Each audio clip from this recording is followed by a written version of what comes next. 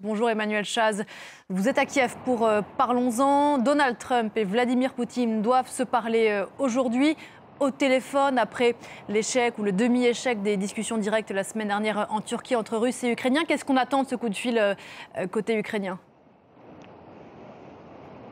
Eh bien écoutez, ce coup de fil il va bien entendu être observé ici de l'Ukraine. Ce qui intéresse les Ukrainiens, c'est de savoir si Donald Trump peut mettre la pression à Vladimir Poutine pour qu'il s'assoie à la table des négociations et surtout qu'il y ait de véritables négociations et pas seulement la Russie qui vient avec les mêmes conditions qu'elle avait imposées à l'Ukraine lors des pourparlers directs de mars 2022, c'est-à-dire une capitulation de l'Ukraine. Or, pour l'instant, la Russie, elle campe sur ses positions. Elle souhaite une Ukraine neutre, donc ça veut dire la démilitarisation de l'Ukraine, ce qui est absolument impensable pour les Ukrainiens puisqu'ils sont sous le coup d'une agression russe et qu'ils s'en défendent. Donc pas question de diminuer l'armée ou d'arrêter les combats unilatéralement côté ukrainien. Il y a également la volonté russe de voir l'Ukraine capituler, céder des territoires qui sont partiellement occupés ou illégalement occupés. Ces 5 régions,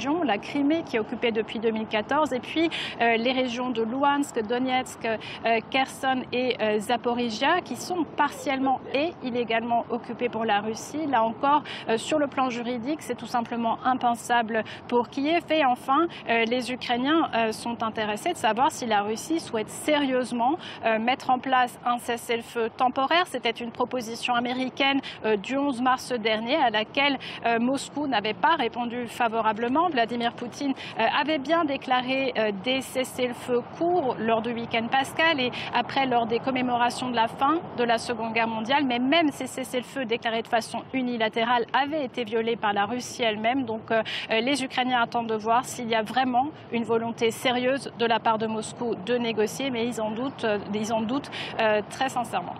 D'autant que pendant ce temps, les frappes se poursuivent, les frappes russes sur l'Ukraine. Tout à fait. La nuit dernière, c'était à nouveau plus d'une centaine de drones kamikazes qui ont survolé l'Ukraine. Donc la plupart ont été neutralisés ou se sont perdus sur les radars. Mais ça montre qu'effectivement, côté attaque, ça continue. La nuit dernière, la nuit de samedi à dimanche, c'était 273 drones kamikazes qui avaient été lancés sur l'ensemble du pays. C'était un record depuis le début de l'invasion à grande échelle. Je rappelle que ce week-end également, un minibus avait été ciblé par un drone russe dans la région de Soumy. 9 personnes sont mortes, toutes des civils, principalement des personnes âgées. Donc difficile pour une population ukrainienne qui se trouve sous le feu russe quotidien de croire véritablement que Moscou a changé d'avis dans sa guerre d'agression contre l'Ukraine. Donc très peu d'espoir que ce coup de fil finalement il fasse changer les choses, en tout cas rapidement ici sur le terrain. Emmanuel Chaz.